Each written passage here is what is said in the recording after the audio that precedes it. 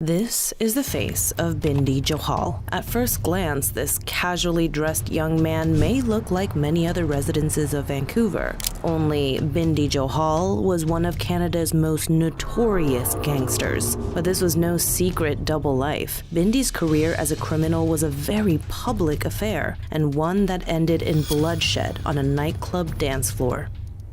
Today, the name Bindi Johal is one of legend to the underworld, but back in the 1990s, his reign brought fear and terror to the streets. Get yourself ready for the shocking case of the notorious South Asian gangster who ruled the street of Canada in the 90s. Are you worried about your safety in India?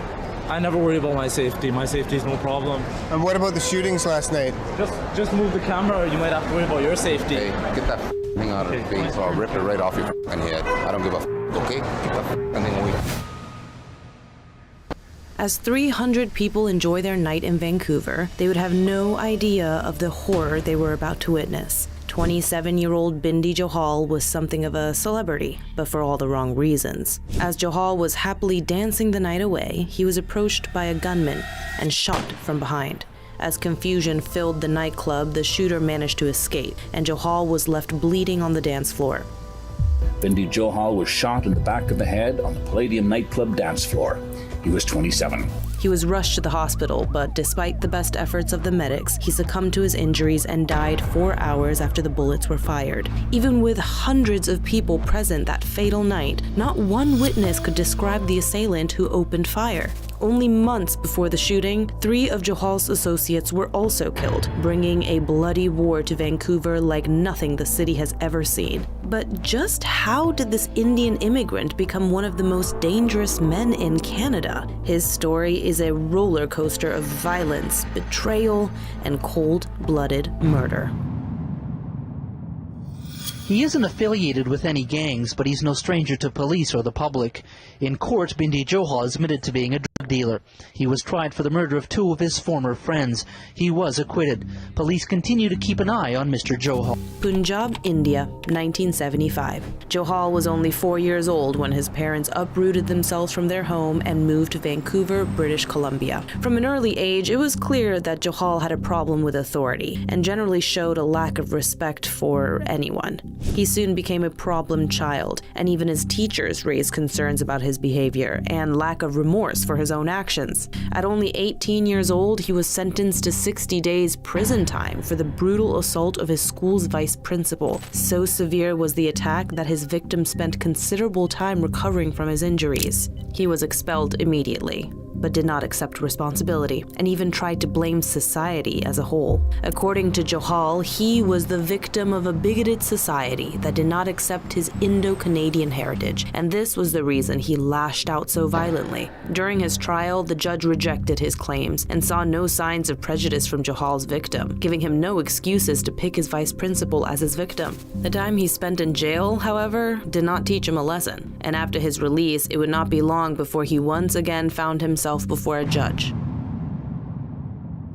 Johal enrolled in McNair Secondary School after moving to Richmond. It was here that his troubles continued, and his path to a life of crime would begin. Shortly after arriving, he was convicted of possession of a deadly weapon after smashing a car window with a baseball bat. He did enroll into college, but after the first semester, he dropped out to pursue his new life, a career criminal. He would join a local crew of Hispanic gangsters known as the Los Diablos, and before long, the Indo-Canadian members would increase until eventually, the gang underwent a name change. Now known as the Punjabi Mafia, Johal's role in this empire would be hitman. He would work for Jimmy and Ron Dosanjh, 2 men who would become a bigger part of Johal's life than anyone could have imagined. By 1991, he had found an opportunity to step up his criminal activity after Jimmy Dosanjh was charged for the murder of a local narcotics trafficker. He would take the Punjabi Mafia into a new direction, hijacking electronics trucks to sell their precious cargo on the black market. By this point, it was estimated Johal was bringing in around $4 million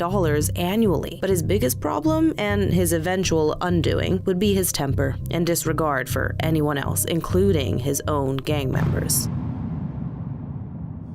One police officer had described his attitude to others, even those he had known for years, as all he was concerned about was himself. He was very narcissistic in nature and had a general hatred of people. Bindi actually met Bal Buttar, one of his close associates, in prison when he was in his 20s. They never knew each other growing up, and from Bal's statements, Bindi made it very clear that they were not friends, but business partners, as he did with everyone else in his group. Bal Buttar was a lieutenant of Johal at the time, and claimed the Punjabi mafia had been responsible for over a dozen murders across the nation. Buttar would also admit to carrying out several executions side by side with his boss, in a sick and twisted disregard for human life. Not all his assassination attempts were successful, such as the case of Johal's associate and former brother-in-law, Preet Sarbit Peter Gill. As if killing his own brother-in-law wasn't enough, his next target would be a member of his very own family. Buttar described the planned murder, saying, "I thought this guy was kidding, but he was actually being serious. He wanted to take him out." Buttar could not believe that Johal wanted to kill his own cousin, Robbie Kandola. Kandola was believed to be behind the death of Johal's younger brother, and he wanted deadly revenge. Johal's death squad was named the Elite, who were composed entirely of Indo-Canadian hitmen, and they bragged about killing over 25 people over a 5-year period. Eventually, the Indo-Canadian immigrant would fall out of favor with his former bosses, the Dohanj brothers, and he would take drastic action to make sure they would be sent out of the picture forever. I wouldn't shoot you in the back, but I'd do it right face to face, square in the forehead. First on the list was Jimmy. Johal planned and executed him in February of 1994. It was believed that Jimmy had taken a hit on Johal worth over $230,000. Not only was this organized crime, but it was orchestrated. It was a public showing off, if you will, one that's not been seen since.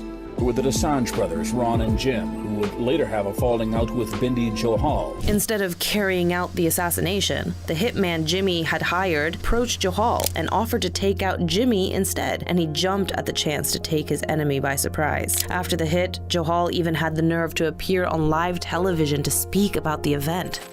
And this Jimmy Dosanjh, they portrayed him as a hitman, this, that. I mean, I guess he was a very serious person. From what I've seen of him on the street, I personally think he couldn't have hit his way out of a paper bag. His intention was to insult his former employers, and what followed was a very public war of words captured on camera for the world to see. Bindi, I'm here and I'm bad-mouthing you, buddy, okay? If you want to talk about nobody, if anybody's a nobody, buddy. April 1994. And surviving brother Ron was driving his pickup through the streets of Vancouver. After pulling up at a red light, another vehicle pulled up beside him. He would come face to face with the barrel of an AK-47 and certain death. Ron Dosanjh took several bullets to the face and died almost instantly.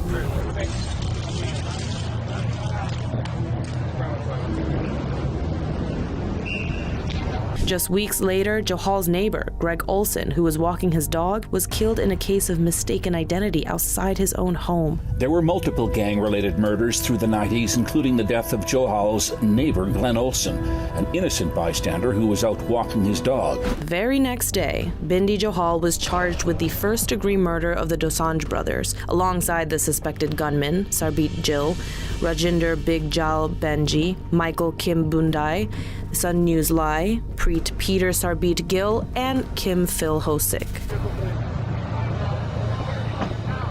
The trial would send the media into a frenzy. When there were finally charges, no one could have written the twist that happened during the court case. But this case would be as chaotic as the rest of Johal's life, and the most unlikely of occurrences would see him walk free from court in a shocking twist of fate that no one saw coming. Bindi, along with his former brother-in-law Peter Gill, were charged with Jim Dosanjh's murder. It was one of the most expensive trials in Canadian history just because of the security needed. Both walked when it was learned that Gill was having an affair with juror Gillian Guess. Gill would face 6 years incarceration for obstruction of justice, and his lover, Gillian, would be sent down for 18 months. Despite attempts to appeal the acquittal of Johal, he managed to walk out of court a free man. Even after a narrow escape from the law, this gangster had no plans for retirement. Johal even once held notorious Chinese triad gangster Randy Chan for ransom. Predictably, Vancouver's first celebrity gangster met his demise at 4:30 a.m. on December 20th, 1998. After a dispute with a Chinese gang over the sale and quality of narcotics, Johal decided to take the fight straight to the enemy. It was October 25th, 1996, when Randy Chan was abducted by Johal's men and was held for over 2 days in the trunk of a car and would only be released if his brother paid a handsome fee for his return. Johal demanded 5 kilograms of narcotics and after negotiations was able to secure $500,000 in cash, paid for by the Lotus Triads. They were led by Chan's brother, who paid out after desperately wanting the safe return of his sibling. By 1997, Johal's temper would once again get the better of him, and he would face the law over an assault in a bar with a broken beer bottle, adding to his already hefty rap sheet. But even after his dangerous nature and disregard for others, he had become something of a celebrity, and not just in the underworld, as he had once become known as the Scarface of Vancouver. Just want these guys to know you got another thing coming, bitch. I'm still around. He wasn't around long.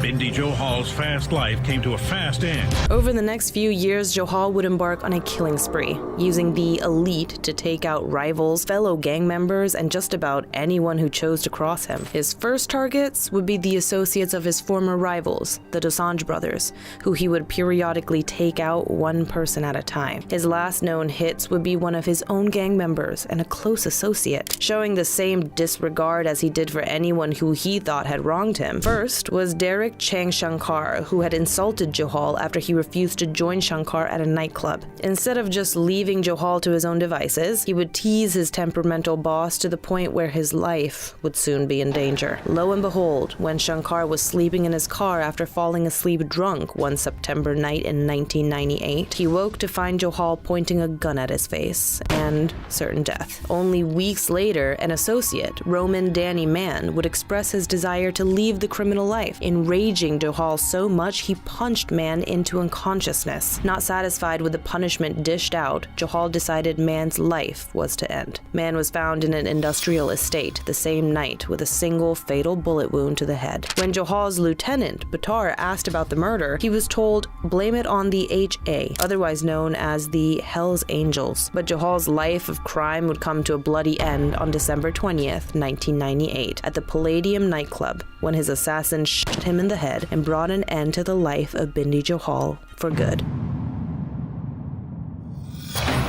Shot to death at this nightclub. Bindi Johal would become something of a folk hero during his time in Vancouver. He died relatively young, at the age of 27, leaving a legacy of bloodshed and fear. He was a bright man who did well in school, even though he left college early, concentrating on crimes instead of using his talents elsewhere. There had been many documentaries and even a movie made about his life that some claim helped glorify his story and depicted the criminal world as romantic and exciting. The truth is, Johal made an enemy of just about anyone he met, something that would eventually be his own undoing. Tell me what you think of this case in the comments, and don't forget to like and subscribe for more of the world's deadliest crimes and those that commit them.